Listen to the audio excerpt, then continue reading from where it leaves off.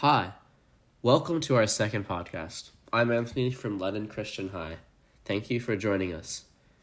In this episode, we will look at Algeria from roughly the years 1500 to 1600. When one studies history, much of the focus is on Europe. While this is well, and perhaps deserved, it is necessary to look at other neighboring regions, independently, to understand a broader understanding of world history. By understanding certain regions, their specific social, political, religious, technological, and economic characteristics, it is easier to understand Europe's interaction with these countries more clearly.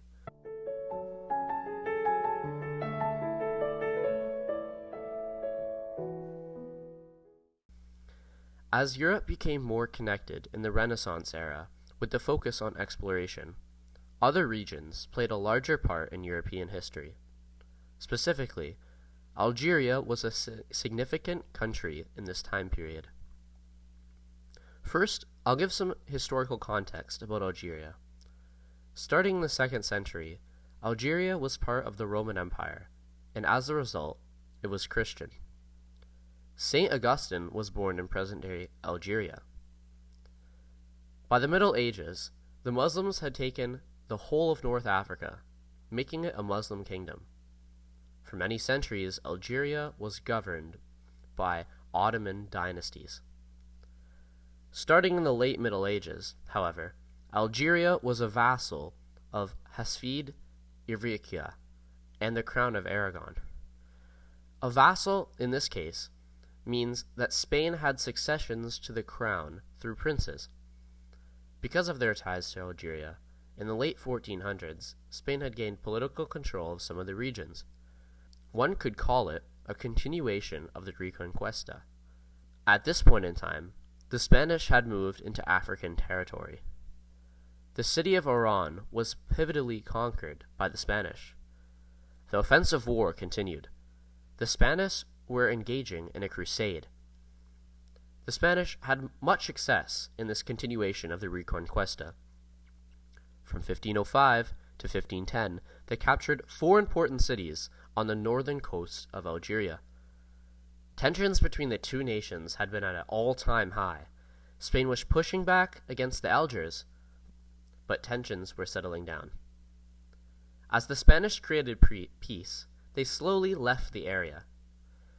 They had withdrawn from most cities by the 1550s. This brought on the reign of the Algiers, run by the Ottomans. The Ottomans and Spanish ceased formal attacks by the year 1580. During this Ottoman reign, the Barbary pirate, Barbarossa as he is commonly known, established the military aspects of the Ottoman Algerian reign. Barbossa got his name from his red beard. Barba means beard and Rosa means red. And as a side note, the character in the Pirates of the Caribbean, if I might interject, Barbarossa, is a derivative of this historical figure. They named him after him. Quite fitting. This establishment was extremely critical for the next 300 years. The Ottomans, under the military lead of Barbarossa, created a centralized pirate empire. For the next 300 years, the brutal Barbary pirates, also called Ottoman corsairs, captured, robbed, attacked Christian shipping vessels, civil transports, and other Christian boats. Extremely brutal, the pirates preyed on Christian ships, and they captured people and sold them to slavery. The Algerian military princes, privateers, and slavers became so successful that numerous European nations led punitive expeditions consisting of naval bombardments against the Algiers. England counterattacked Algeria 3 times in the 1600s, Spain multiple times in the 1500s, and France 5 times in the middle to late 1600s. The pirate slave trade for the entirety of the 1550s to the 1570s was the main source of income for the country. Often the Holy Catholic Church and some European nations would purchase the Christian slaves' freedom and return them to a safe and free life in Europe. And here on the screen is a portrait of a French slave whose freedom was purchased by the Catholic Church. He created the artwork by himself after his liberation.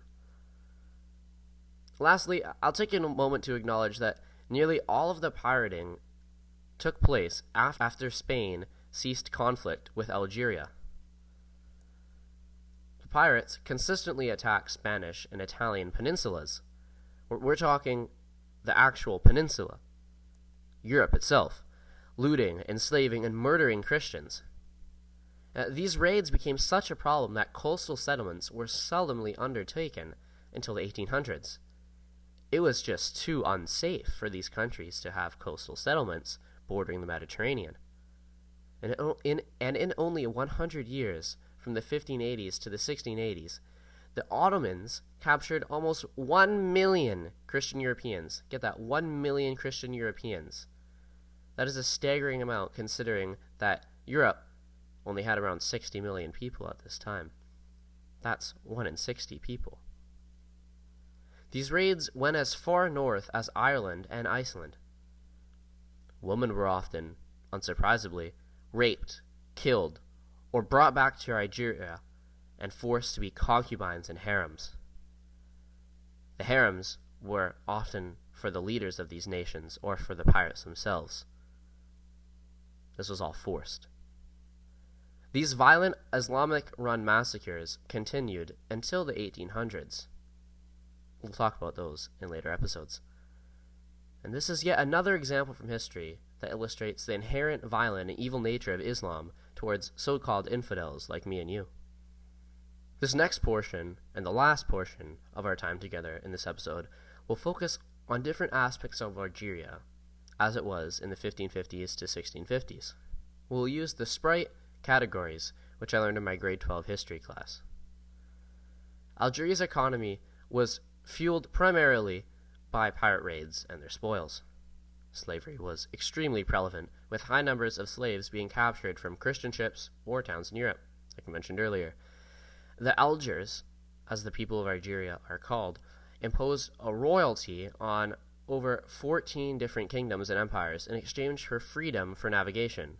What this means is that Algeria, if they received the royalty, would not interfere with shipping routes and shipping and boats and other vessels in the western Mediterranean.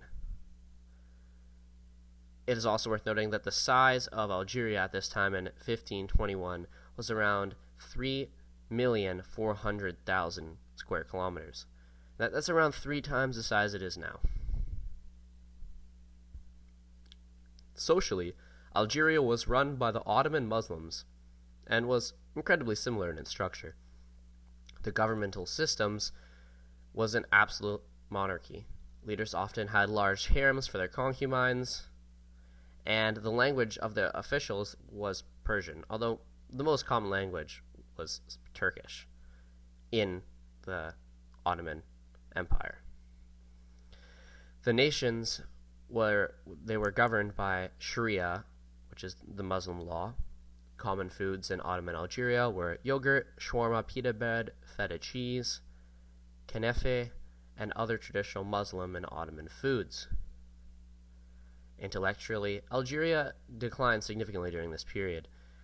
The schooling systems were neglected, and the main center of learning declined due to neglect. Religiously, the area was entirely Muslim. Christians were often enslaved, killed, or forced to convert and live the Muslim way of life. It is also worth noting that the slave trade had Muslim support. At this time, many mosques were built in Algeria. Old Christian churches from the previous Roman era were already converted to mosques at this time, or destroyed. Technologically, not much was taking place. One important innovation that was happening more broadly in the Ottoman region was steam power. It was first experimented with in 1551, but nothing too grandiose came from it. The pirate empire's need for naval ships resulted in improvements in ship fabrication. I'll place into this category architecture as well. New mosques were being built, and one that was built was specifically noteworthy because of its size. New Ottoman music was being developed and imported from the rest of the Ottoman Empire and introduced into this region. To conclude, Algeria in the Middle Ages and Renaissance was quite the enemy of Europe, as you can see.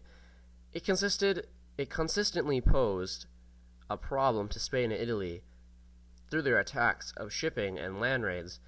Algeria at this time was the most western part of the Ottoman Empire. It showed the Ottoman Empire's control of South Europe through North Africa.